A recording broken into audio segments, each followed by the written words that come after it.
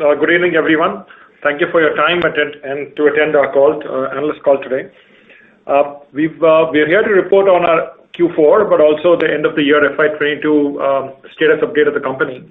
We've had a fantastic year. If I think about when we started the year, we have whatever goals we set out for ourselves, both short and midterm, we have met all of them. The company and the team has been firing on all cylinders, and we have made substantial progress in all our key operating and financial metrics.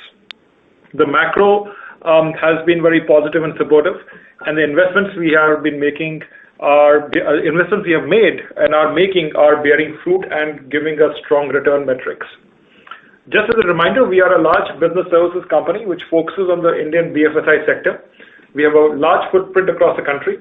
We have two large businesses. Our cash logistics business, which serves all banks and provides high quality cash logistics services at the last mile in India at either an ATM point or a retail point or even a bank branch. This is 70% of our revenue, close to 1,100 crores. And our tech solutions and managed services business, which is a business we've incubated over the last 5 years, which is achieving very good scale and is close to almost a 500 crore revenue this year. As I said, this has been a fantastic year. In our last call, we had given a guidance of our revenue targets for the team in FY25 to be 2,500 to 2,700 crore revenue, which was in our internal metrics a goal to double from our FY21 revenue base, sort of pointing towards an 18% revenue CAGR aspiration. When I think of the macro, whether it's GDP growth, inflation, we think our sectors, both cash management and managed services, should grow over the next decade at 10 to 12% revenue growth. As a large market share, as a large high quality company, we aim to grow faster than that, and hence our aspiration to grow at that 18% CAGR. End of first year in this 4-year period, we are ahead of plan with a revenue growth of about 22%. Our PAT growth is 33%. If you look at our 3-year PAT growth, we are tracking to almost a 32% CAGR of PAT. We have grown faster than all other market participants in our entire ecosystem. In fact, I would say substantially higher than any one of them. We have gained share in each and every one of our businesses. We have earlier mentioned we had an order book in our managed services business of almost 2,000 crores at end of September last year. That order book has grown to now 2,200 crores, and 70% approximately of this order book is already live and under execution. These are multi-year recurring contracts, and the revenues would accrue over the next 6 or 7 years. We have invested 250 crores of capex, which is mostly for growth and M&A. And despite this investment, our return metrics are improving steadily.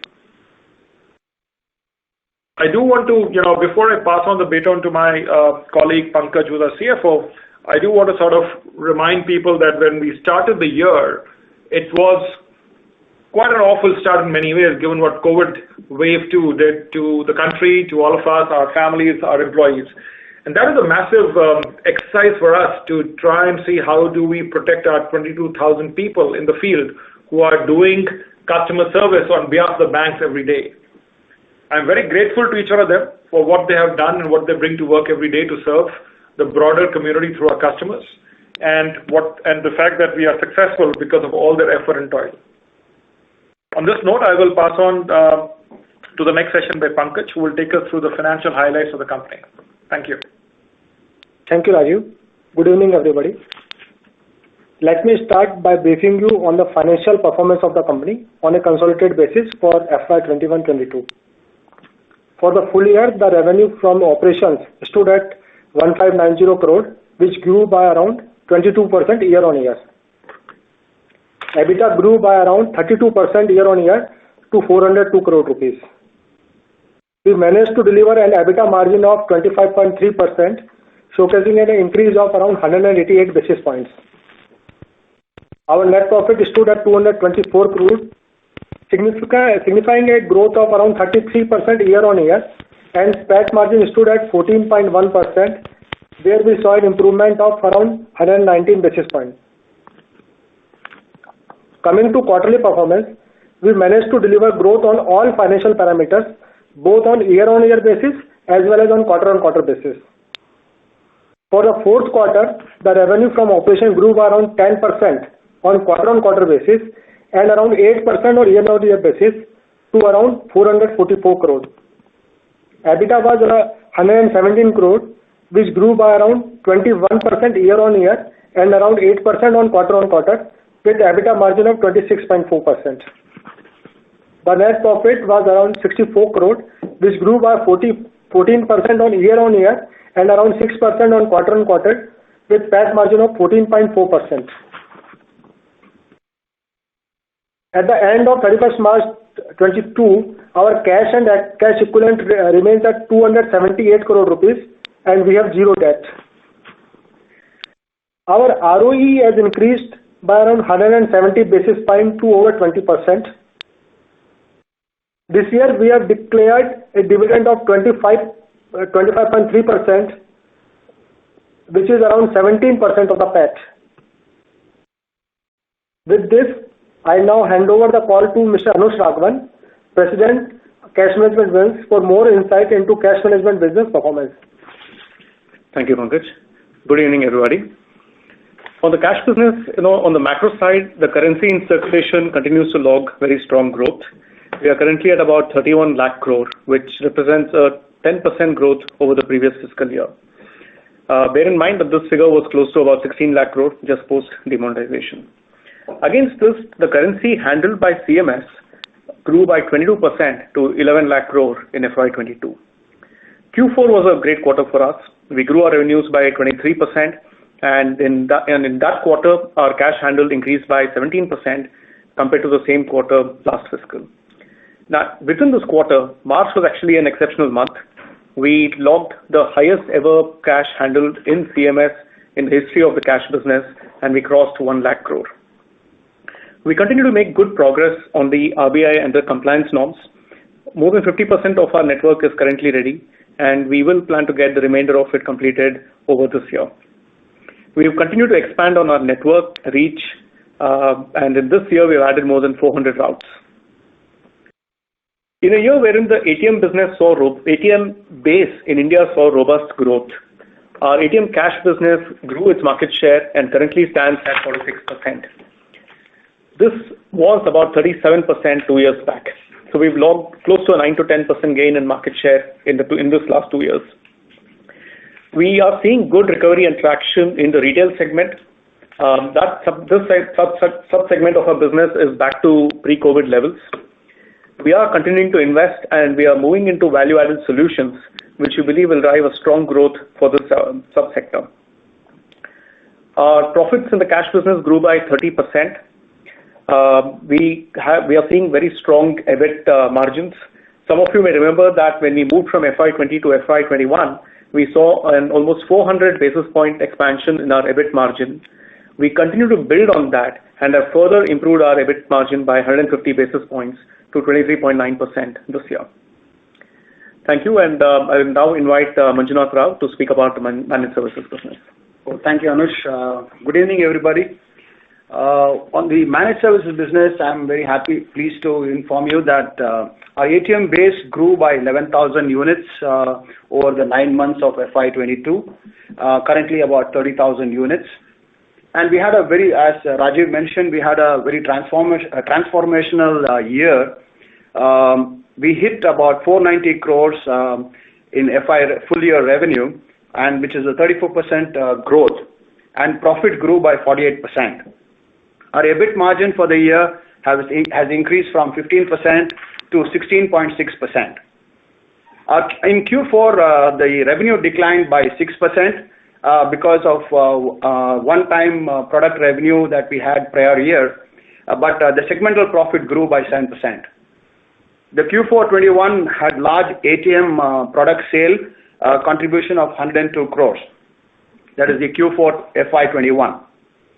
Our order book, like Rajiv mentioned, our order book has expanded to 2,200 crores. 70% of that is live and revenue generating now. And I think over the last quarter we had mentioned about the SBI BLA contract. We have completed the rollout, and the bank has awarded an additional bonus order of further 600 ATMs on top of the 3,000 ATMs.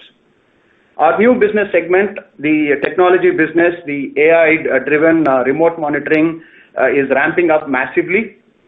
We started with 0 in the year, and we ended up with 10,000 sites at the end of the year. Our forecast is to double by the end of this FY23.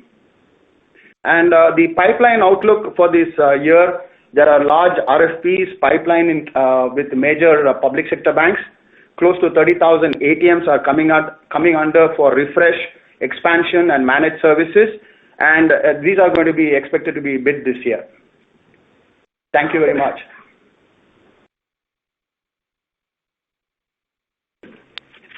So should we start the floor for questions and answer? Sure, please. Thank you very much. We will now begin the question and answer session. Anyone who wishes to ask a question may press star and 1 on their touchtone telephone. If you wish to remove yourself from the question queue, you may press star and 2. Participants are requested to use handsets while asking a question. Ladies and gentlemen, we will wait for a moment while the question queue assembles. Participants connected on webcast, please type your question in the text box and click submit. The first question is from the line of Nirmal Bari from Samiksha Capital. Please go ahead. Yeah, thanks for taking my questions. My question is on the managed services piece. You said that there was a decline of 6% because of some one-time product sale. So if you can provide some more detail into it of what that was. The second question is again on the managed services part. If you can repeat the data of the quantum of orders that would be coming out for bidding in the current year. And thirdly, are we also looking actively towards private banks, because private banks were quite early in the managed service journey, but probably they are all still going for ATM expansion. So are we targeting that market? And fourthly, since we are in the PSU bank space, how are the payable days and all in comparison with what we would have for a private sector bank? Yeah. Yes, this is Manjunath. Just to clarify what I explained about the decline in the revenue of 6%, FY21 revenue was 365 crores. ATM product sale of that was about 162 crores. That is 44% of the revenue. A majority of this was about 102 crore was in Q4 itself.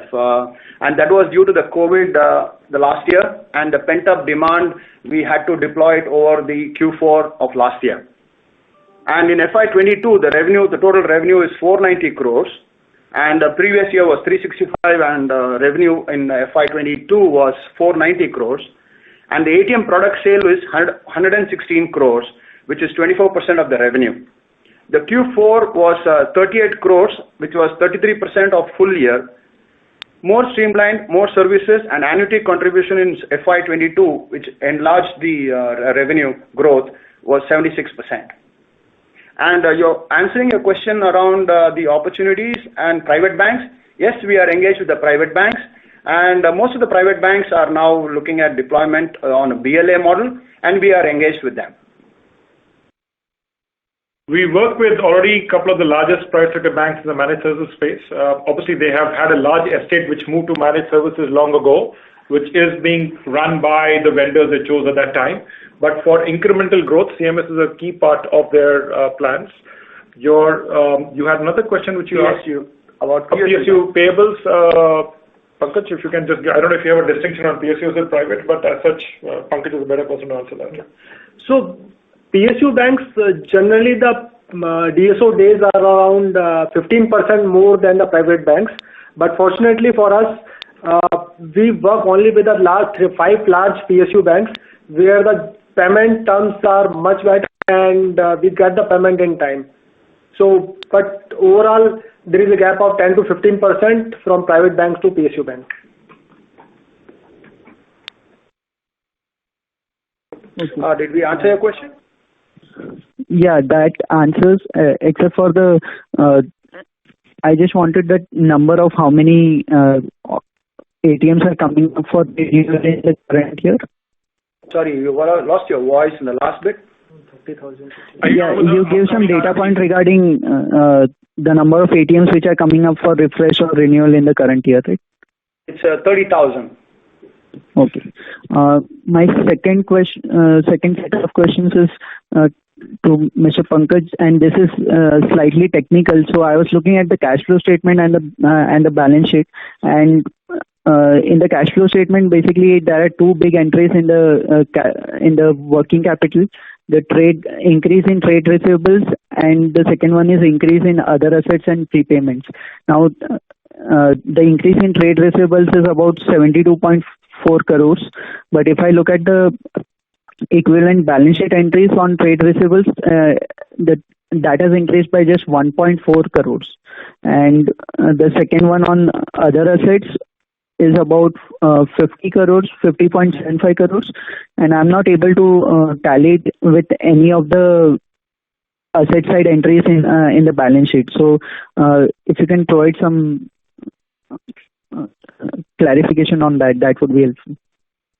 Yeah. So if you will see the cash flow, we have provided around 59 crore rupees for the impairment allowance for the bad and doubtful debts, and which is in line with the earlier year. It was around 21-22 crore rupees. This year is slightly higher.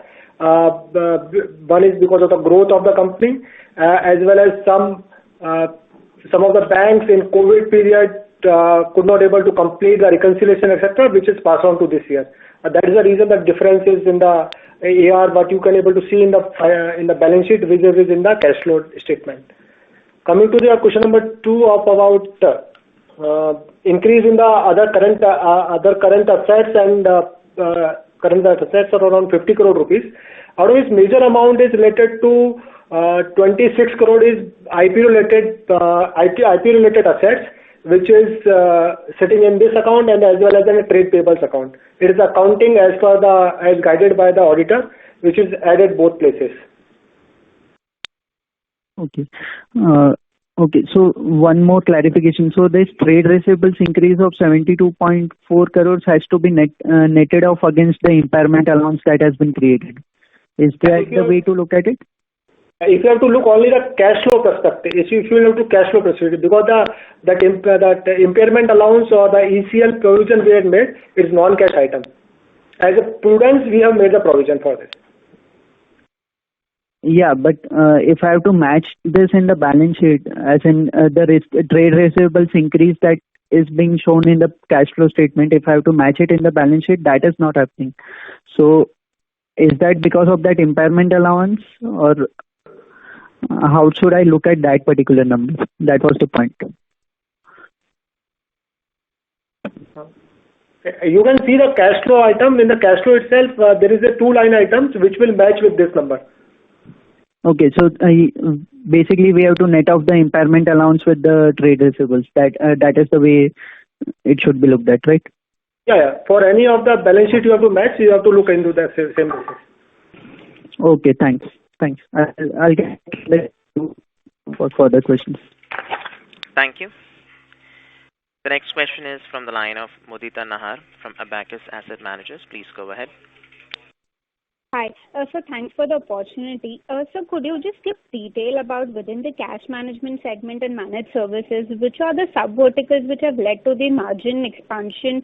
And if you could just give some breakup about the revenues in the sub-segment, and is it like driven by volume or there is some traction on the realization as well as sir? So, Modi, we don't detail out revenues by sub-segment, but for at a high level, our revenue growth of 22% overall in the company is a mix of volume, realization, pricing on all of those, right? The volume is a mix of both organic, it's market share as well as market growth. So I think it's a combination of, as I said initially in my opening remarks, it's been a great year where we have fired on all cylinders and on all key operating metrics. Our managed services business, the margin profile of the business will change and improve just as we move more and more into our BLA business, as well as our remote monitoring business. Remote monitoring was still a smaller part of the business last year. In fact, Manju may have mentioned it, in our remote monitoring business, we completed 10,000 sites by end of March, and we aim to double that by the end of this year. So as we move into more higher value-added services, the margin profile of those businesses will continue to improve. Cash management, we had a substantial jump in the prior year. In fact, I think a lot of people had concerns if that would be sustainable.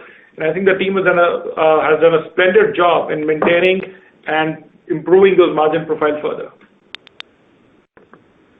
Okay, so, and just on the CapEx side, could you just give a breakup and largely what the CapEx was like related to BLA branch or something of that sort?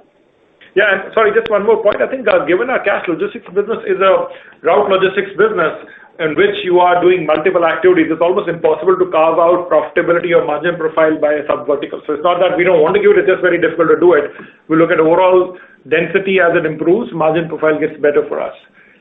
CapEx, I think, on Pankaj, 90% of our CapEx was specifically for growth CapEx and a small M&A we had done, right? Yes. So growth CapEx for both the business unit, like RBI, MHA compliance related, we have out of the total CapEx, around 25% of CapEx has gone for that purpose. And rest of the things are for the managed services business, wherein we have partly executed the 2,000 or 2,300 crore order book so far. 60-70% is already executed, and remaining to be executed. Okay, so that was from my side. Thank you so much, sir. Thank you. The next question is from the line of Asim Bhade from DAM Capital Advisors. Please go ahead. Yeah, hi. Good set of results for the quarter and the year. Congratulations for that. I had a question on the compliance bit.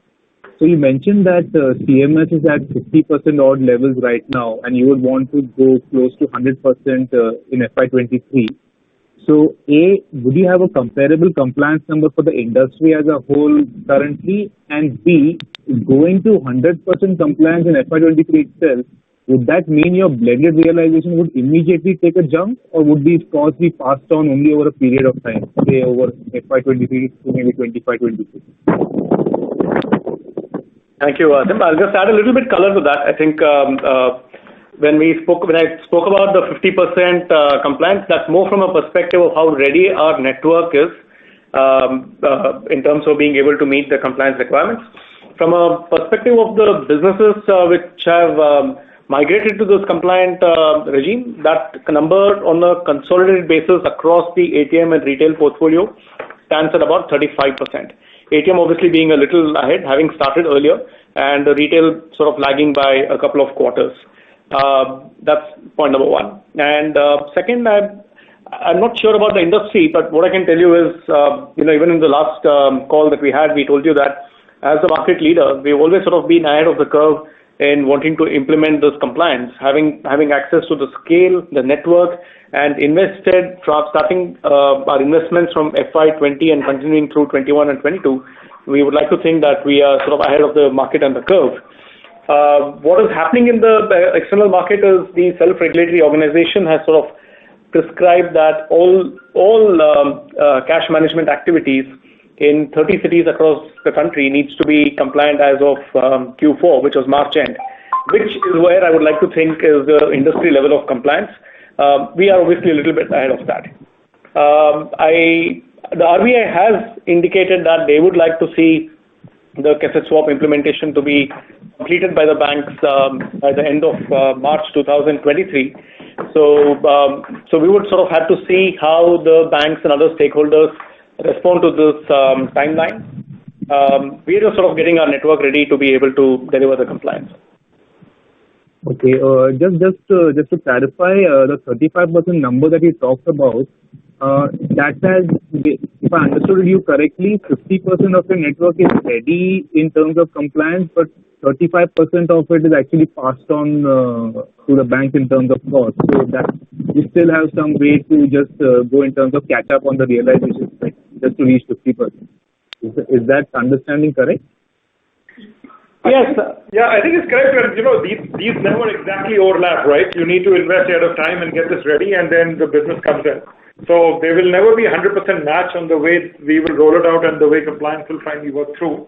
I think it's just from a goal perspective saying we think compliance is very important for the overall health of the industry. We had, if you remember, we had started investing in compliance in FY20 itself, but we took a pause in FY21 during COVID. We have now accelerated our efforts because we can see the demand is very strong from the banking customers to have these services available. Sure. So any sense, this 35% number, when does that touch 100%? Will that be done by FY25, FY26? We think it should get done by FY24. 24. But in our internal planning, we're assuming FY25. But FY24, we hope to see most of it done. If you also refer to the one of the recent guidelines from RBI and the reminder to the banks on cassette swap, right? They want it done by March 23, 100%. Yeah, right. Okay. The second question is basically on the payout ratio. So this time, like you said, you have done about 17% for FY22. It's still lower than what you guys did in the previous 3 years prior to that. Just going forward, is there a potential band or range within which you would like to keep the payout ratio, assuming no large one-off orders to execute? So we are a newly listed company. These are things we'll learn over time, and the board will consider what the dividend policy will get streamlined into. I think you have to think about the fact that 2-3 years ago we didn't have large investments to be made. We've had a fairly peak capital investment last year. There is also a strong capital cycle required this year. And given we are still not out of the woods from a COVID risk perspective or a macro perspective, we want to make sure the company is well equipped with liquidity and option to make sure that our growth trajectory continues to the FY25 destination we are seeking for ourselves. We also feel that in a current macro, there may be more stress in the ecosystem, and hopefully there would be interesting opportunities for acquisition. But of course, at this stage, we can't comment on what exactly will come up. Got it. Okay, thanks a lot. I'll get back to you. Thank you.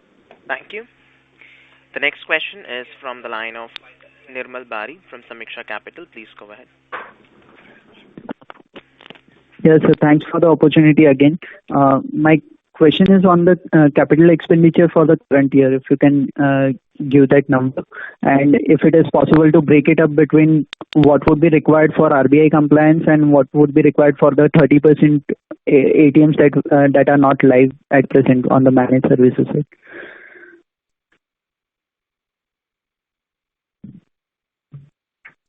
For current year. Are you saying for FY23? Yeah, for FY23. Yeah. Basically, if you see that we have partly executed the large order book, which is 60 to 70% we have already executed, and a lot of capex will go to 100% execute that. Like 10,000 of the AI-based remote monitoring sites are up and live. We have a total order of around 23,000 sites, so large part will go there. We got a bonus order from SBI and one other public sector bank where the capex will go. For the compliance side, as we poised to do 100% by FY24, so remaining capex will go for that purposes. And we have sufficient funds available to do all this capex. I think just to give you a sense, I think I understand where you're coming from. I would think that our capital outlay in FY23 will be lesser than what we had last year. We feel last year was a peak capital cycle for us for the foreseeable future, unless there is a substantial acquisition which comes our way. But other than that, from a growth perspective, the current year capital deployment would be less than last year. Would be sort of difficult to give you a breakup of how much will get spent between compliance and between the projects for the order book. But because it all depends on supply chain, very difficult to forecast what all we'll be able to get in time. We've had some delays already last year. So we will give you a report on it maybe later in the year. Tough to forecast a number right now. But the total number, sir, if you have budgeted some numbers in, right? Yeah, so I think last year we spent about 250 crores. This year I think we'll be in the range of 200 to 225 crores. Okay. Second question is from the RBI had come out with. Sorry to interrupt you. There are trials. Request you to, sir, to please repeat your question. Your audio is breaking.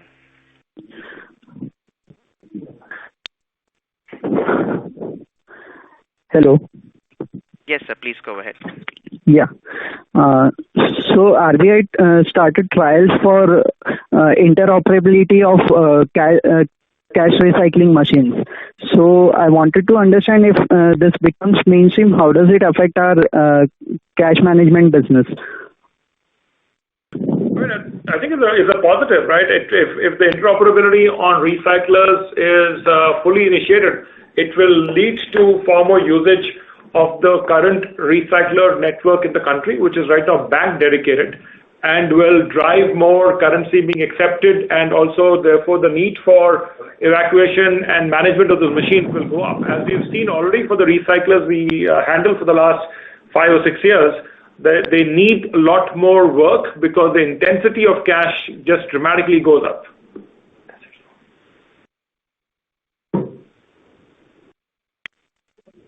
But it won't impact because in some of these orders we do get paid for the number of trips that we make to an ATM. Since a cash recycler would by default have deposits as well as withdrawals, it won't impact the number of trips and so the revenue that we would be generating there. So this is something different, which is what the industry thought when cash recyclers were introduced in 2014-15. And we in fact said, we don't know how this will play. So we in fact were the first, one of the largest contracts to deploy recyclers was won by CMS on behalf of SBI.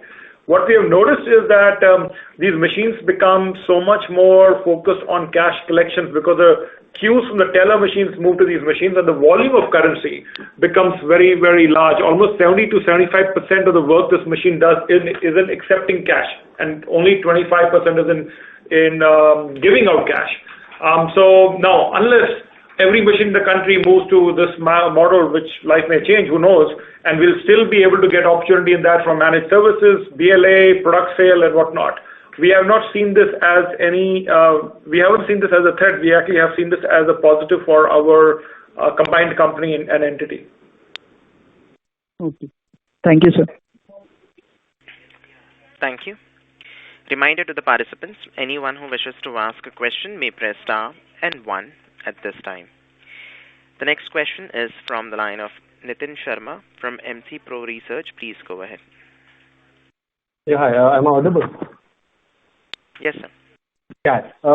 Thanks a lot for taking my question. First of all, congrats on a good set of numbers. I have 2 questions. First one on the other expenses. So it jumped around 34% YOY, 18% Q&Q. What is included in there, and is it a one-off? Okay. So other expenses is basically we've seen over a period we are diversifying our business, like remote monitoring, AI-based remote monitoring services we started in last year. So majority of the expenses related to that business is going in the other expenses. So what is not qualifying for the more than 10% of expenditure, whether it is the communication expenses or it is related to any stationary expenses, whatever is required for this particular type of business.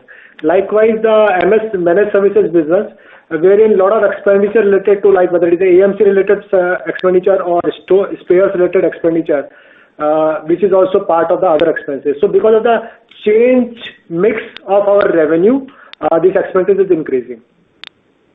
Understood. Very well. Second question, just want to understand where do you see the operating costs for the FY23? Some guidance on that. I think we don't give any annual guidance on revenue and cost. I think we've set the tone for our mid-year plan and target. We hope to maintain margins. I understand your question may come in from the inflation concerns. And our goal will be to make sure that we can maintain and manage our margins and move up steadily. We have as a team to, there are multiple things we have to balance over a 3 to 4 year cycle, right? Revenue growth, market share, profit margins, return metrics, And I think we want to have the flexibility to do what is right for the company and the platform in the midterm instead of worrying overtly on just a shorter term. Right. So does that mean, my understanding is correct me if I'm wrong, that there is some escalation clause with regards to the inflation with your clients. So has it kicked in, or talks are going on? Any update on that?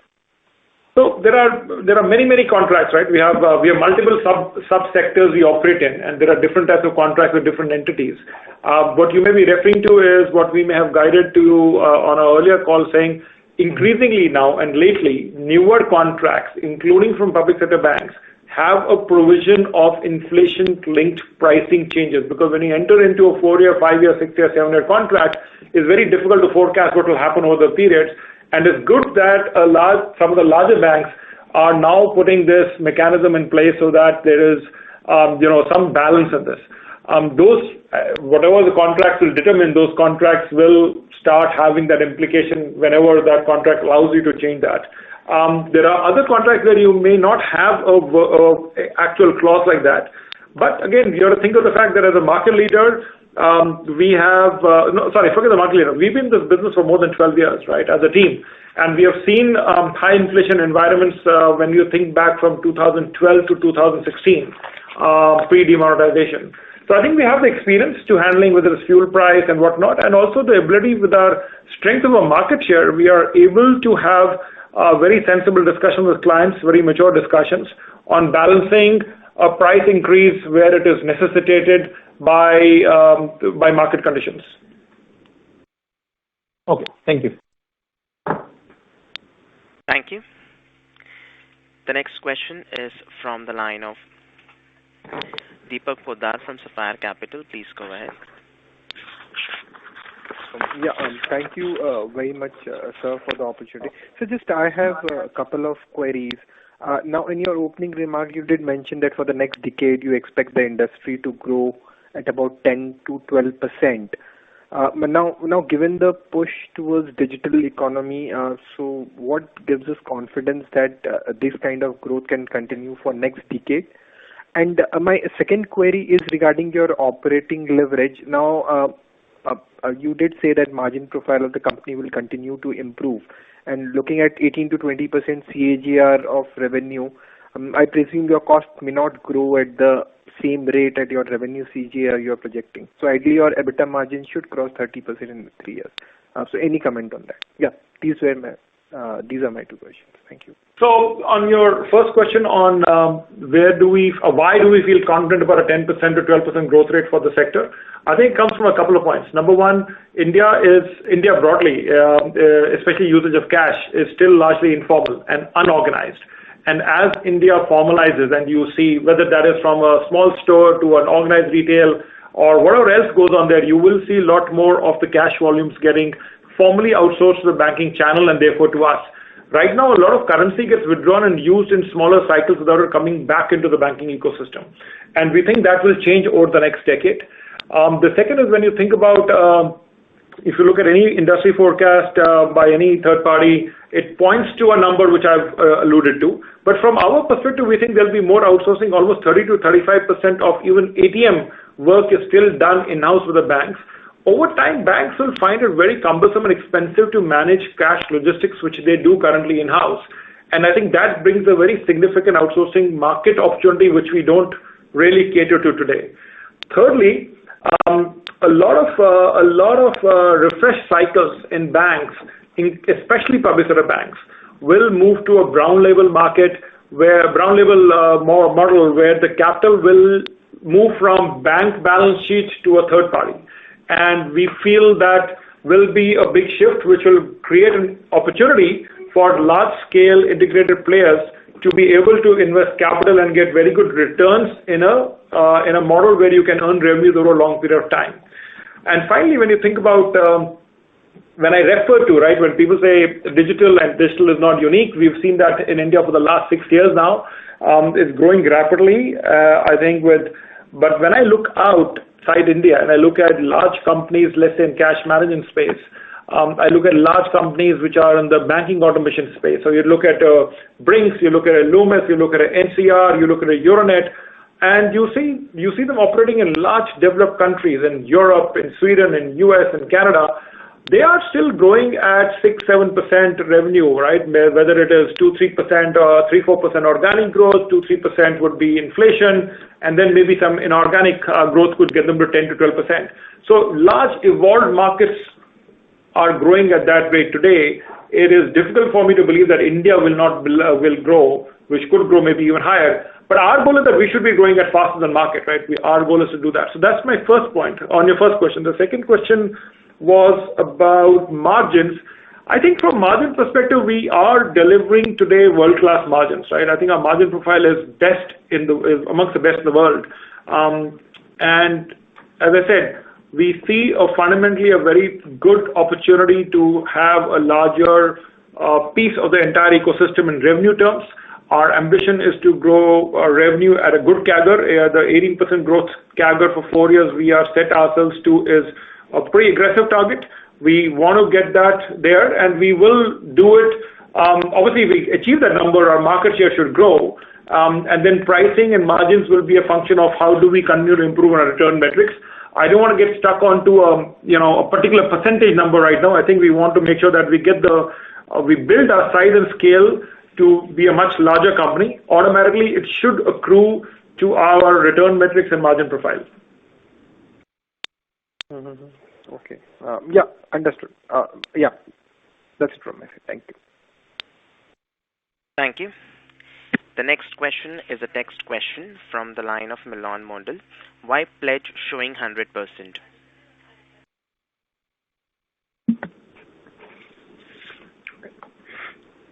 So the pledge is not done by our promoter. It is the promoter, this Sion Investment Holding. The Sion Investment Holdings holding company has pledged its shares, and by virtue of that, it is showing as a pledge. Thank you. The next question is an audio-only question from the line of Pranay Zaveri from J&J Holdings. Please go ahead. Hi, sir. Thank you so much for this opportunity. Offshore loan. Offshore loan, yeah. Hello. I think I just want to clarify that question. I hope the answer is clear. So the last question.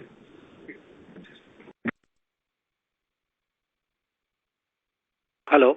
Am I audible? Yeah, go ahead. Yeah. Thank you for this opportunity.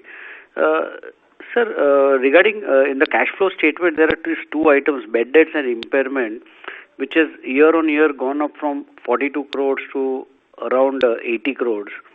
So, as I think you had pointed out in an earlier comment that this was a part of last year which got adjusted here. So if you can just throw some light in terms of what is this line item and how much is this recurring in nature or one-off in nature? If you will see that some part is because of the growth in the revenue of the company, which is around 22% in this year.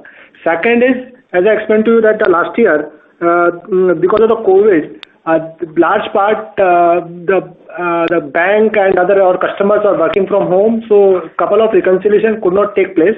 And matter of prudence, we have made a higher provision this year to take care of that. When we got a surprise in the Q1, Q2, etc., we have slightly made the provision. However, discussions are on. Going forward, because of the lot of initiatives taken by the RBI, like MHA, RBI compliances, as well as the cassette swap, which will reduce this type of cost significantly.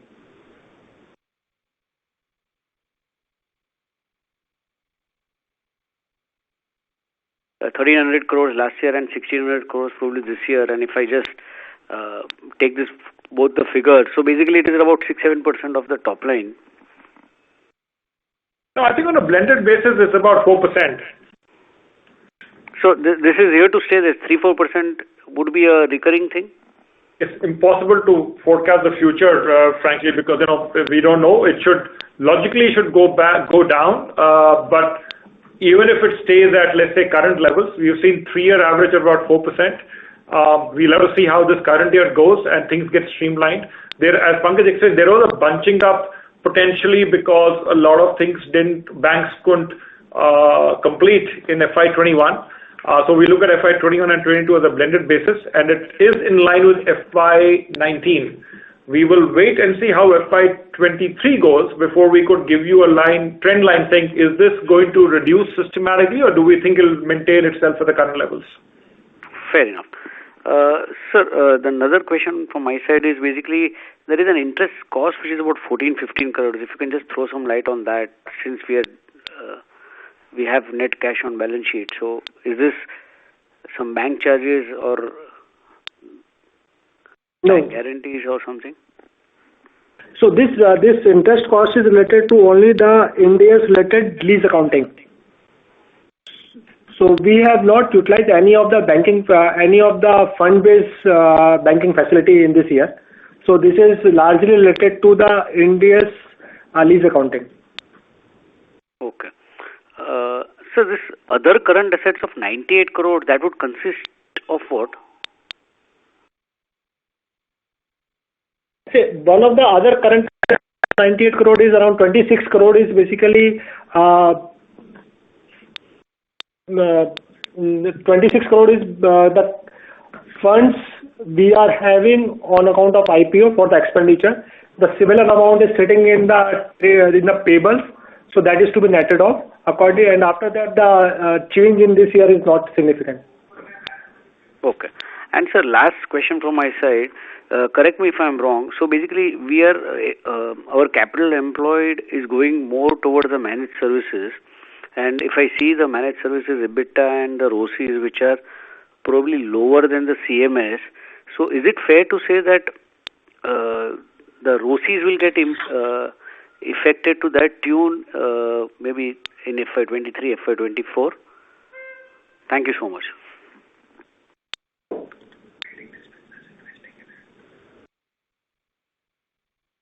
1 minute.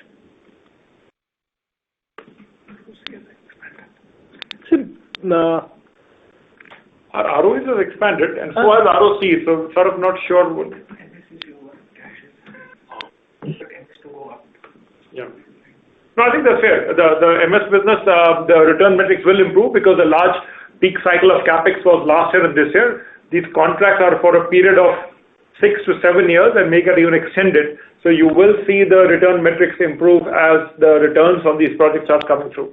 Yeah. So, and even if you see our segment results, the last year, if you see the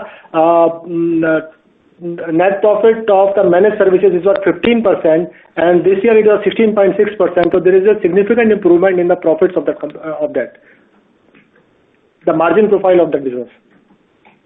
No, but if I compare that line of business with your cash management business, which is lower than that, right? And we are employing more capital is getting employed into this line of business. So below the EBITDA, there will be the depreciation for this brown label ATM. So I'm just trying to understand the ROC of this business, managed services. I'm sorry, but this whatever numbers you are seeing is the segment result, which is after putting all the expenditure, including depreciation. So after putting all the depreciation and all the expenditure, this is the margin basically. Which is lower than your cash management business. Yeah, of course. Different nature of business, different, it's a smaller business.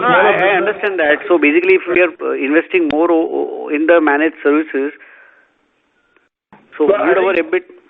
Yeah, so I think when you think about a managed services business, their ROCs will be lower than cash management. Of course, it's the nature of the business. It will expand over time as the capex starts, accruing and we start getting the returns on that over the coming years. Also, you're putting in place an infrastructure which can give you multi-year assured revenue for a longer period of time. Comes with lower risk, right? Comes with lower risk if you were to think about it that way. So to your question, yes, the managed services business will have lower ROCs to start with. It will improve. Will it cross cash in the future? Tough to forecast right now. It also fuel the cash growth. But when you think of them from a combined perspective, right? When you win a managed service contract on BLA, it is integrated into your cash management business. You're also securing a cash management contract for a longer period of time. So you have to think of blended margins increasingly, maybe not today, but increasingly you'll think of blended margins on these businesses. Fair enough.